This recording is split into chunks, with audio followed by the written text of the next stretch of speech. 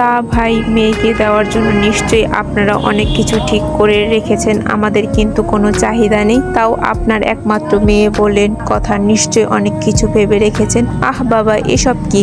ওনারা ওনাদের মেয়েকে তো নিশ্চয়ই কিছু দেবেন, এতে আবার বলার কি আছে? শাওন ভাই এবার একটু রসিকতা করেই বলল, আপনারা না চাইলে কিন্তু আমরা আমাদের মেয়েকে কিছুই দেব না, যতই হোক আপনাদের বাড়ির বউ বলে কথা, আপনারা যা চাইবেন তাই হবে।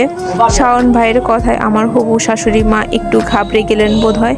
তিনি মেকি হাসি দিয়ে বললেন, আরে না না বাবা, তোমাদের বাড়ির মেয়ে, তোমরা কিছু দেবে তাতে আমরা না করতে পারি নাকি? শাওন ভাই আবারও বলল, আরে আন্টি, আমাদের বাড়ির মেয়ে এখন আছে, 2 দিন পর তো আপনাদের বাড়ির বউ হবে, তখন আপনারা যা চাইবেন তাই হবে। আর আপনারা তো বলেই দিলেন যে আপনাদের কোনো দাবি নেই, আপনারা খুব ভালো আন্টি। আমার বড় বাবা বললেন, হ্যাঁ ঠিকই বলেছেন, মেয়ের জন্য অনেক কিছু রেখে দিয়েছি, যতই হোক শাহনেওয়াজ বাড়ির মেয়ে বলে কথা। বড় বাবার কথা শুনে ওনাদের সকলের চোখ যেন চিকচিক করে উঠলো। হঠাৎ আমার হবু ননদ বলে উঠলো, ভাবি চলো তোমার রুম দেখবো। উর্মি আপু বলল, হ্যাঁ নিশ্চয়ই, কেন না। নদী, ওকে নিয়ে যা তো তোর ঘরে। আমি মাথা নাড়িয়ে সম্মতি জানিয়ে ওকে নিয়ে আমার ঘরের উদ্দেশ্যে পা বাড়ালাম। পাও ভাবি, ওই পুতুল আর শোপিসগুলো তো অনেক সুন্দর। আমার হবু ননদ আমার শোপিসগুলোর দিকে হাত বাড়াতে নিলে আমি ওর সামনে চীনের মহাপ্রাচীর হয়ে দাঁড়িয়ে বললাম, এই তুমি আমার জিনিস হাত দিচ্ছ কেন? দেখছো ভালো কথা, আবার নিতে হবে কেন? আমার কথা কিছুটা ভেবাচাকা খেয়ে গেল সে। তেজ দেখিয়ে বলল, কেন ধরলে কি হবে? কি হবে মানে? তুমি যদি ভেঙে ফেলো? ওহ, ঢং দেখিয়ে বলল, ফেললাম তো, আমি ওসব কাউকে ছুতে দেই না। আর তুমি বলছো ওগুলো ভেঙে ফেলবে? আমার সমুদ্র ভাই দিয়েছে ওগুলো আমাকে, আমি কাউকে ছুতেই দেই না। আর তুমি এসেছো ওগুলোকে ভাঙতে? আমি কিন্তু ভাইকে বলে দেব। তো তোমারই শুধু ভাই আছে নাকি? আমার তো একটা ভাই আছে জানো, আমার তিনটে ভাই। একবার বললে না তোমার ভাইকে ভর্তা করে দিবে। কি বললে তুমি? দাঁড়াও, আমি এক্ষুনি যে ভাইকে ডেকে আনছি। কত বড় সাহস তোমার! আমিও দ্বিগুণ চেঁচিয়ে বললাম, যাও যাও, ভয় করি নাকি আমি তোমার ভাইকে? তোমার 14 গোষ্ঠীকে আনলেও আমি তোমাকে এগুলো ছুতে দিব না, তুমি এগুলো ভেঙে ফেলবে আমি জানি। ও বেরিয়ে যেতে আমার রুমে প্রবেশ করলো ভাইয়া, মিষ্টি ভাবি, উর্মি আপু, শাওন ভাই, ঝিনুক আর সমুদ্র ভাই। ঝিনুক রুমে প্রবেশ করতে করতে আমাকে বলল, কি রে আপু, তোর হবু ননদ এভাবে বেরিয়ে গেল কেন? ও বেরিয়ে না গেলে আমি ওকে বের করে দিতাম। ওর কত বড় সাহস! বিয়াদব, ননসেন্স, ইডিয়েট, ফালতু, অসভ্য, সাতচুন্নি, পেতনি, আমার জিনিস ভাঙতে এসেছিল। ভাইয়া ও আমাকে ওর ভাইয়ের ভয় দেখায় জানো। আমি ওকে বলেছি যে আমারও 3টা ভাই আছে। সমুদ্র ভাই আমার দিকে জিজ্ঞাসু দৃষ্টিতে তাকিয়ে বলল, ভাইয়ের ভয় দেখিয়েছে মানে? কি বলেছে তোকে? আমি কিছু বলতে যাব তার আগে আমার রুমে প্রবেশ করলো আমার হবু বর সাথে ওই সাতচুন্নি। রুমে ঢুকতেই আমার হবু বর সাতচুন্নিটাকে বলল, কি ভাঙবি? ভাঙ। শাওন ভাই বলল, ভাঙবে মানে? কি ভাঙবে ও? উনি শাওন ভাইয়ের প্রশ্নের জবাব না দিয়ে সরাসরি আমার দিকে দৃষ্টি দিয়ে আমাকে জিজ্ঞাসা করলো, তুমি নাকি ওকে কি ধরতে দাওনি? তোমার সাহস কি করে হলো আমার বোনের সাথে এরকম ব্যবহার করার? ভুলে যেও না, তোমার জিনিস এখন থেকে আমার, আর আমার জিনিসের ওপর তোমার থেকেও আমার বোনের অধিকার বেশি। পরের বার থেকে ওর সাথে ভেবে চিনতে কথা বলবে। আমি ওনার কথার উত্তর না দিয়ে সাতচুন্নিটাকে উদ্দেশ্য করে বললাম, এটা ভাঙতে পারোনি বলে এখন ভাইকে সঙ্গে নিয়ে এসেছো আমার জিনিস ভাঙার জন্য? আমি বলেছিলাম না ওগুলো আমার সমুদ্র ভাই আমাকে দিয়েছে, আমি ওগুলো কাউকে ছুতে দিব না, আমি আমার বোনকেই ছুতে দেই না। আর কোথা থেকে উনি এলেন আমার হরিদাস পাল রে? আমি নাকি ওনাকে এগুলো ছুতে দেব? আমি জানি তুমি এগুলো নিলেই ভেঙে ফেলবে। এবার আমার খাটাস মার্কা হবু বর আমাকে একটা জোরে ধমক দিয়ে বলল, শাট আপ। আমি যখন তোমাকে ওকে দিতে বলেছি তার মানে তুমি দেবে। আমি কিন্তু এসব বিয়াদবি একদম পছন্দ করি না।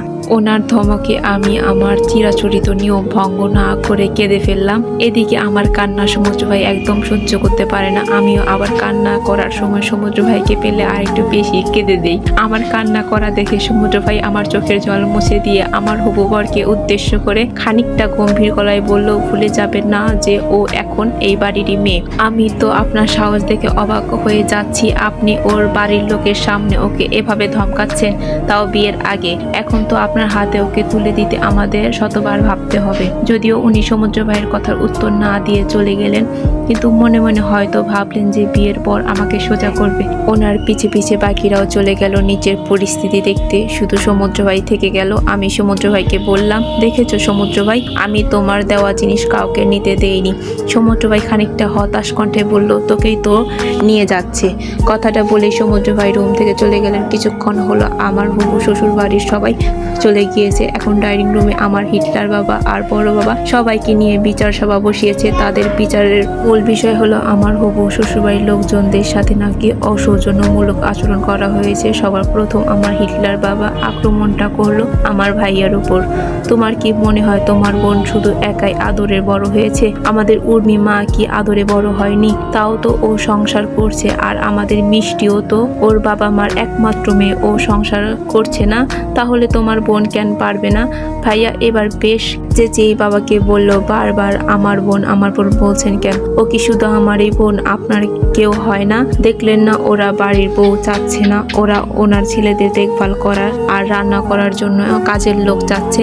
আমি ওখানে আমার বোনের বিয়ে কিছুতেই দেব না। আপনাদের যদি ওকে খাওয়াতে সমস্যা হয় বলে দিন। ওর ভাই এখন আর বেকার না, একটা ভার্সিটির প্রফেসর। ওর ভাইয়ের সামর্থ্য আছে যে ওকে সারা জীবন বসিয়ে খাওয়াতে পারবে। ভাইয়ার এমন কথায় বাবা দ্বিগুণ যেতে গেল। তোমার সাহস কিভাবে হলো আমার মুখের ওপর কথা বলার? দিন দিন বেয়াদবির মাত্রা ছাড়িয়ে যাচ্ছ তুমি কি ভুলে গেছো তুমি কোন বংশের ছেলে? শাহনওয়াজ বাড়ির ছেলে মেয়েরা বড়দের মুখের ওপর কথা বলে না। এবার ভাইয়াকে কিছু বলার সুযোগ না দিয়ে সমুদ্র ভাইয়ের ভেতর থাকা আগ্নেয়গিরির উদগীরণ ঘটলো। রাখেন তো আপনাদের বংশ। জন্মের পর থেকে এই বংশের বড়াই শুনতে শুনতে কান পচে গেল। কিসের বংশের বড়াই আপনাদের, যেখানে ছেলে মেয়েদের ইচ্ছারই কোনো মূল্য নেই? আপনারা বংশ করতে করতে এতটাই অন্ধ হয়ে গেছেন যে দেখছেন না মেয়েকে কোথায় বিয়ে দিচ্ছেন। আপনার সো কল্ড হবু জামাই বিয়ে না হতে আমাদের সামনে ওকে হুমকি দেয়। ওকে বলে ওর জিনিসের ওপর নাকি ওর বোনের অধিকার সব থেকে বেশি। কত বড় সাহস ওর! তাহলে ভাবুন বিয়ের পর কি করবে। আপনারা যে বংশের বড়াই করেন না, তার জন্য আমাদের জীবন নষ্ট হচ্ছে। কেমন বাবা চাচা আপনারা, যে জেনে শুনে মেয়েকে নরকে পাঠাচ্ছেন? এত বেশি হয়ে গেছে মেয়ে আপনাদের কাছে। আর বাবা আপনাকে বলি, আপনি না বলেন আপনি পরিবারের সকলের ভালো চান। এটা কেমন ভালো চাচ্ছেন আপনি, যেখানে বুঝতে পারছেন যে ওই বাড়িতে বিয়েটা হলে মেয়েটা কোনোদিনও সুখে থাকবে না, তারপরও আপনি সেখানেই ওর বিয়ে দেবেন? কিসের এত জেদ আপনাদের? ওর পছন্দ জানার তো প্রয়োজনই বোধ করেননি। ওর পছন্দ অপছন্দের কথা একবার শুনতেও চাননি। তো নিজেরাই যখন পছন্দ করবেন, একটু ভালো ছেলেকে পছন্দ করুন, একটু ভালো পরিবারকে পছন্দ করুন। এবার আমার হিটলার বাবার সাথে যোগ দিলেন আমার হিটলার বড় বাবা। তিনিও একইভাবে সোফা থেকে লাফ দিয়ে উঠে দাঁড়িয়ে সমুদ্র ভাইয়ের দিকে আর আগুন চোখে তাকিয়ে বললেন, থাপড়িয়ে গাল লাল করে দিব বিয়াদব ছেলে। তোমাদের দেখছি খুব সাহস বেড়েছে। নদীর বিয়ে এখানেই হবে, তোমরা যে যা পারো করে নাও। ওর অভিভাবক ওর বাবা, আর ওর বাবা যখন রাজি আছে তার মানে ওর বিয়ে এখানেই হবে। আপনারা যখন ঠিক করেই নিয়েছেন যে বিয়েটা এখানেই দেবেন, বেশ তাহলে দিন। কিন্তু একটা কথা মনে রাখবেন, আমি যদি কোনোদিন ওর চোখে এক ফোঁটা জল দেখতে পাই, সেদিন আপনাদের বোঝাবো যে শাহনেওয়াজ বংশের ছেলে সমুদ্র শাহনেওয়াজ কি করতে পারে। কথাটা বলেই সমুদ্র ভাই ওপরে চলে গেলেন। আর আমি সহ বাড়ির সবাই সমুদ্র ভাই এর রাগ দেখে অবাক হয়ে গেছি। সমুদ্র ভাইয়ের মতো শান্ত মানুষের হঠাৎ এত রাগী রূপ দেখে তো আমার ভাইয়াও ঠান্ডা হয়ে গেছে। ড্রয়িং রুমের ড্রামা আপাতত এখানেই শেষ। সবাই যে যার ঘরে চলে গেছে আর আমি এখন যাচ্ছি সমুদ্র ভাইয়ের ঘরে। সমুদ্র ভাই এমন করছো জ্ঞান, কি হয়েছে তোমার? শরীর খারাপ করছে? ড্রয়িং রুমে থেকে সমুদ্র ভাই এর ঘরে এসেই দেখি সমুদ্র ভাই কেমন জোরে জোরে শ্বাস নিচ্ছে। তারপরে মনে পড়লো যে সমুদ্র ভাই এর তো অ্যাজমা আছে, নিশ্চয়ই ওষুধটা খায়নি, সেই জন্যই আবার শ্বাসকষ্ট হচ্ছে। এদিকে আমি বুঝতে পারছি না যে কি করব, না জানি সমুদ্র ভাই ইনহেলারটা কোথায় রেখেছে। ইনহেলার এর জন্য আশেপাশে তাকাতে টেবিলের ওপর ইনহেলারটা দেখতে পেলাম। ইনহেলারটা নিয়ে সমুদ্র ভাইয়ের কাছে এগিয়ে দিলাম। এই জন্য তোমায় বলি ঠিকঠাক ওষুধ খাও, নিজের যত্ন নাও। না কেন? দেখলে তো কি হলো। ইনহেলার নেওয়ার কিছুক্ষণ পর সমুদ্র ভাই কিছুটা স্বাভাবিক হলো। তুই নিচে বলতে পারলি না যে তুই বিয়েটা করবি না? কেন বিয়ে কেন করব না? ও তার মানে তুই এই বিয়েটা করতে রাজি? এটা জানার পরেও যে ওর জিনিসের উপর তোর কোনো অধিকার থাকবে না, তো কি হয়েছে? ওনার জিনিস দিয়ে আমি কি করব? আমার জিনিসের কি অভাব আছে নাকি? আমিও তো তোমার শোপিসগুলো ওদেরকে ধরতে দেইনি। তুই একটা গাধা, যা বিয়ে কর, তারপরে বুঝবি। আমি সমুদ্র ভাইয়ের বকাকে পাত্তা না দিয়ে সমুদ্র ভাইকে জোর করে শুইয়ে দিয়ে গায়ে কাঁথা টেনে দিলাম। তারপর মাথার কাছে বসে চুলে হাত বোলাতে বোলাতে বললাম, তুমি একটু ঘুমাও তো, তোমাকে কেমন জানি লাগছে।